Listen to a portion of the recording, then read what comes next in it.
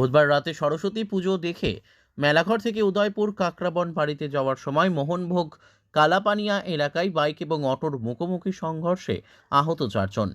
ঘটনার বিবরণে জানা যায়, মেলাঘর থেকে পুজো দেখে অটো গাড়ি চালক রামু দাসের গাড়ি করে রিঙ্কু দেবনাথ এবং দীপক দেবনাথ মেলাঘর থেকে কাকরাবনের উদ্দেশ্যে যাচ্ছিলেন।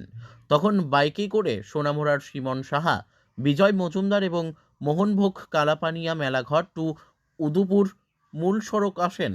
তখনই অটো গাড়ি মুখোমুখি সংঘর্ষে ঘটে। এতে গুরুতরভাবে আহত হয় 4 জন। খবর যায় মেলাঘর দমকল কর্মীদের কাছে। ঘটনার খবর পেয়ে মেলাঘর দমকল কর্মীরা দ্রুত গিয়ে দুর্ঘটনাগ্রস্ত স্থান থেকে আহতদেরকে উদ্ধার করে মেলাঘর হাসপাতালে নিয়ে আসেন। হাসপাতালে তাদের প্রাথমিক চিকিৎসা করে আহতদের মধ্যে 2 জনের অবস্থা শোচনীয় হওয়ায় অটো চালক রামু দাস ও বাইক চালক সিমন সাহাকে আগরতলা জিবি হাসপাতালে রেফার করে। বাকিদের মেলাঘর হাসপাতালে চিকিৎসা চলছে।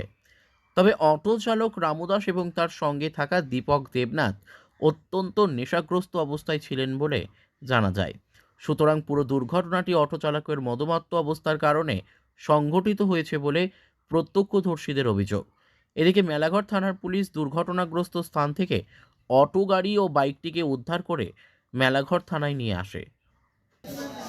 3 জন পেশেন্ট, পরে আরও 2 জন আসলো, মোট 5 জন পেশেন্ট আমরা রিসিভ করি। এখানে কালাপানিয়া এলাকায় একটা বাইক এবং একটা অটো তারা মুখোমুখি সংঘর্ষ হয়। এর মধ্যে 2 জনের অবস্থা আমরা সিরিয়াস দেখেছি। যে অটোর যে ড্রাইভার এবং বাইক যিনি চালাচ্ছিলেন, এই 2 জনের একটু সিরিয়াস।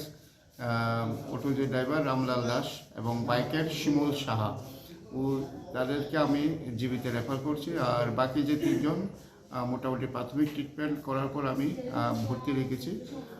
মোটামুটি একটু স্থিতিশীল আছে, পরে যদি অবস্থা খারাপ হয় তাদেরকেও রেফার করতে হবে। এই কন্ডিশন, 2 জনের অবস্থা একটু সিরিয়াস, সেই জন্য আগরতলা রেফার করা হয়। যে অটোর যে ড্রাইভার একটু অ্যালকোহলিক মনে হয়েছে, একটু স্মেল আছে, ও কিছুই বলতে পারছে না, নামটাও ঠিক করে বলতে পারছে না, কিন্তু স্মেলও আছে। Bureau report, news daily Bharat.